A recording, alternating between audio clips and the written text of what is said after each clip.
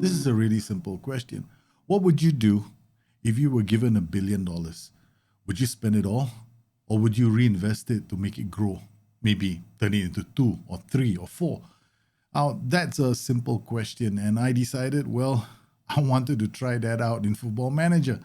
So I went back to my home nation, which is Singapore, which has got a professional football league. And I decided to give every single club there $1 billion. I wanted to find out if things could change. I have been quite critical of the Singapore Premier League for many years. Formed in 1996, the goal back then was to form a league that would promote and expand the growing local football community. Now, there are certain issues with the Singapore Premier League, and I need to bring them to the fore before I continue with this video.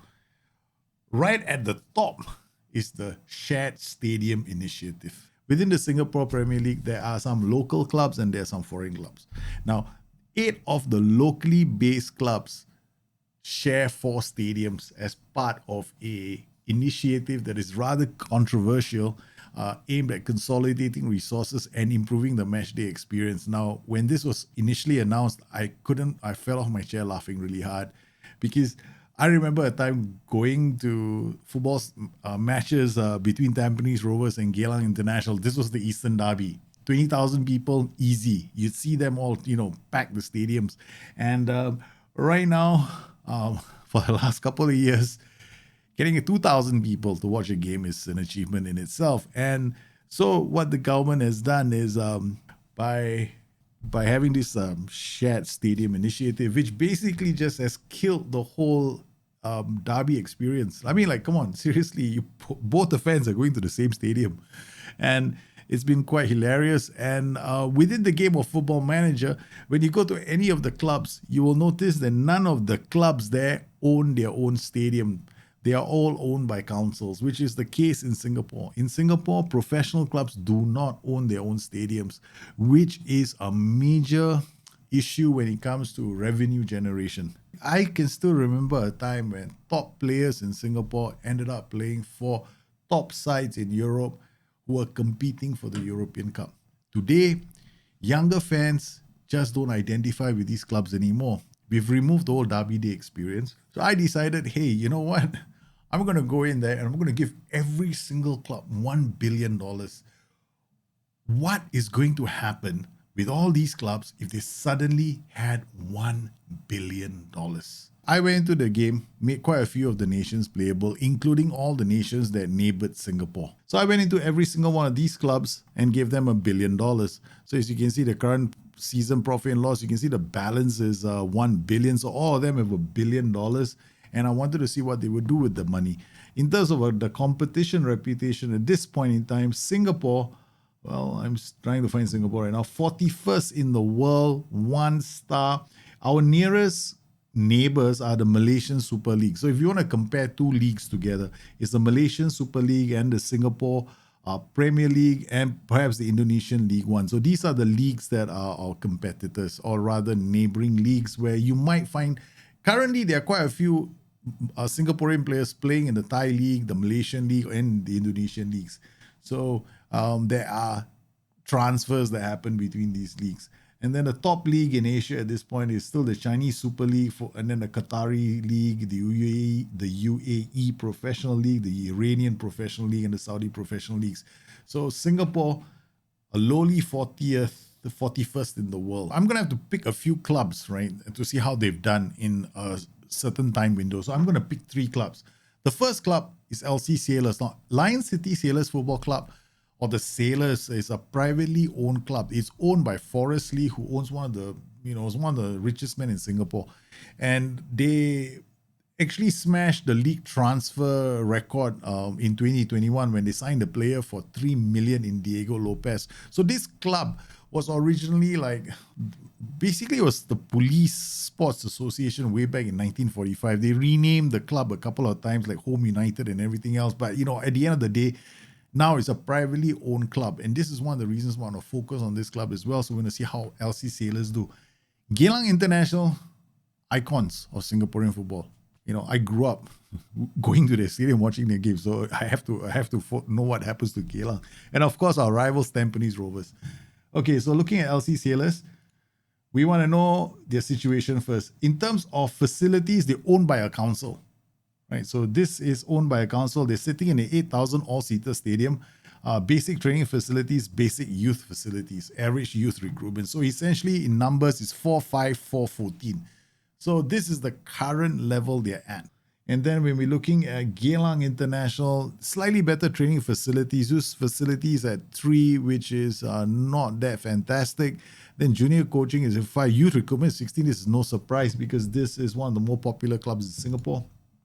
And finally, we're Tampines Rovers.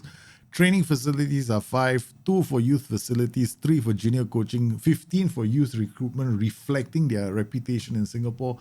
In terms of owning the stadium, it's owned by a council. Let's just zip into the future, 40 years into the future. We don't have to go very far. Let's find out what's happened in these clubs. Nothing really has changed the top of Asia. Thai League is still one of the top 5. But Singapore has moved from 40 to about 27, which is not a bad move. I mean, at one point they were 20th. But the fact remains that the Malaysian Super League, who did not receive that 8 billion cash handout, are still ahead of us, which is a bit annoying. Okay, so now let's take a look at some of the clubs. Geylang International, wow. Training facilities 15. Youth facilities 14. Junior coaching 11. 16 for youth recruitment. They have certainly pumped the money into their facilities. This is not too bad. But then, if I'm looking further down the list, if I'm looking here at the finances, this is very, very bizarre. They've got a balance of 829 million. Okay, current season profit loss, of course, this shows that they're using the money, right? Because these facilities are going to cost them some money. Right? It's not going to be free. They're bleeding money, but they've got a very positive balance, so they can afford to bleed the money. Their season budget, transfer budget is 210 million. Their wage budget is 247 million per annum. Wait, hang on a minute. But the split is ridiculous. I mean, there's something wrong with this game. There is something wrong with the game because normally you don't see such a big split.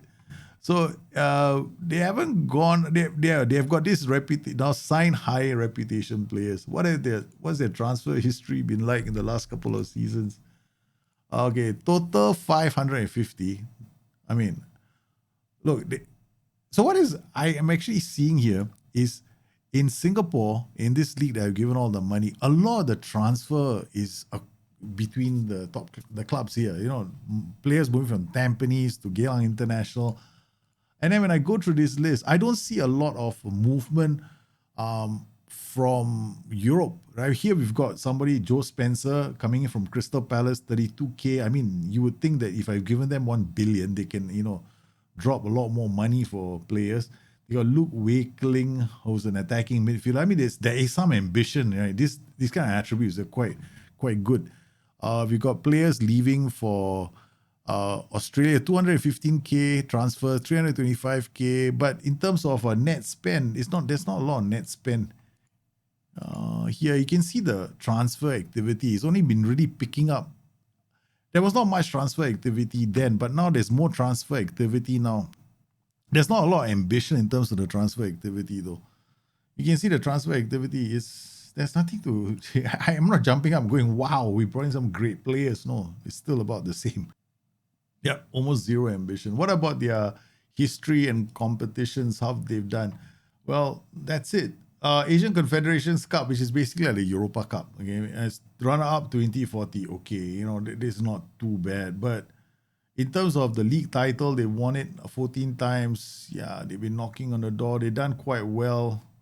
Other than that, no. In terms of continental trophies, one runner-up medal for Geylang International. That's very disappointing.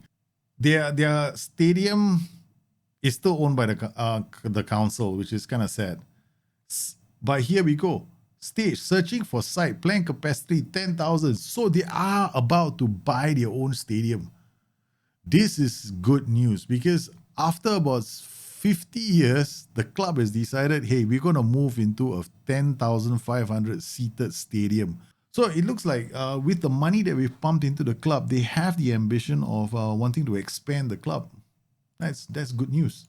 Tampines Rovers, again here, another club with a very strange wage. 37 million for the per annum wage budget, 20 million current wage budget, and different 16 million. So average is 285,000 per annum. They've improved their youth facilities as well. Again, here they want to sign high reputation players and develop players using the club's youth system. End of current season, okay, essentially in the Asian Confederations Cup. All right, they want to do well. Tampines Rovers, with the great Geylang international rivals, also have expanded and dumped money into their infrastructure.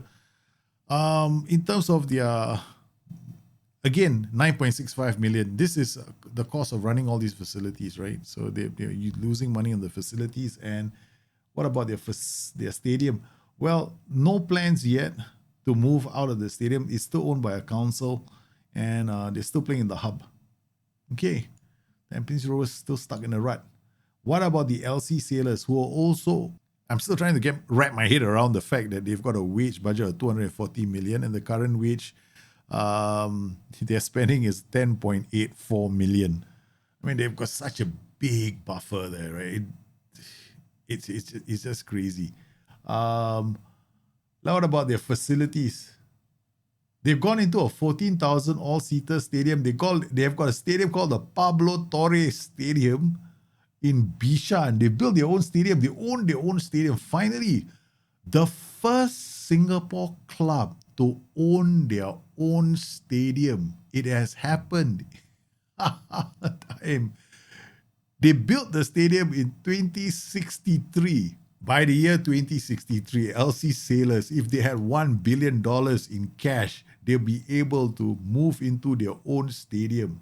This is fantastic. In terms of competitions, how have they done? They won the Asian Confederation Cup in 2039, were runners-up in 2045. In terms of honours, they won the Singapore Premier League 30 times. Right? This is quite an achievement in itself. Yeah, this is Home United. This is an old club. They rebranded and renamed themselves based on the fact that they've now got an owner. So in terms of the Asian Confederations Cup, this is not too bad. This is a fairly convoluted competition to win, right? 2039, they won this, and 2045, they finished runners-up. Lion City Sailors have done quite well. What about their players? So in terms of their top player, the key player is a captain. You can see the attributes. They're not something to... I'm not jumping up and down, getting excited about the attributes. Here's their key player, Sharin. 31 years old. This is okay, I guess. Mentals, for Singapore, these mentals are quite solid. Physical attributes are pretty impressive. Other than that, attacking midfielder who's got great first touch, but that's about it. And then hot prospect Zulkifli Abdullah. Okay, so we don't get excited when we see this right now in Football Manager either. So in terms of development, I don't see too much. But here, I'm pretty disappointed, right? If I'm looking at the transfers, right, the biggest transfers, 2063, Balestier to Geylang International, 550K. All right. Lateral transfers, they hardly see anything from anywhere else. Persib is in the Iranian team, to LC Sailors for 50K. 2062, highest transfer, 900K. Young, that's it, 350K. They're giving each other money. That's basically how I read this. 325K, yeah, basically giving each other money. Occasionally, they do decide to donate to other leagues around the region. Here we got Western United FC, which is Australia. And then in 2060, so far, this is it, man. More Balestier United to Tampines, Hari Dawood for 500K. This must be huge, man. What kind of a player was this guy? All right, back then, right? So nothing to get excited about right now. Then let's take a look at one random year, 2042. Yeah, that's it. Most of the transfers are lateral. There's not been anything here that makes me go like, wow, this is fantastic, man. I gave the Singaporean clubs $1 billion. Nothing happened. Nothing of note happened. They decided to share the money amongst themselves. It's like there's a lack of ambition in the AI. There's no, well, let's go out there and build a stadium straight away, or let's go out there and get some players into the club. None. 1 billion. I mean, I could have given them 1 billion every year, and I think I would have gotten the same result. I have to admit, I'm a bit disappointed. After $8 billion, you would want to see at least some of these clubs have some ambition. The only club, LC Sailors, but they're owned by Forest Lee. So they've gone into a 12,000-seater stadium called oddly enough, in Bishan, in Singapore, having a stadium called Pablo Torre Stadium is a bit, it's a bit strange. But yeah, it's nice to see that happen, but a bit more ambition, like going out there, signing players it says sign players with reputation, right? I don't see that happen. There's still that buffer. So something is not right in the game. If you have club vision that says sign players with reputation, but your wage budget and what you're spending on wages, the buffer is so big, it's almost 200 million. I mean, you can't afford to bring in the players, but nobody's not signing them. Why? So these kind of things, they're not good. I hope the SI address this moving forward in the future, at least for FM23. Want to see clubs with a lot more ambition. At the moment, I don't see it. I don't see enough of that happening. And I'm hoping that in future editions of this game, we get a lot more ambition. And, you find yourselves with your backs to the wall playing against the AI. Well, I hope you enjoyed today's show and found it at least, enlightening. If you have any questions or if you like this kind of experiments, you want me to do more, please let me know. You guys stay safe, take care of each other. I'll see you again soon. Bye-bye.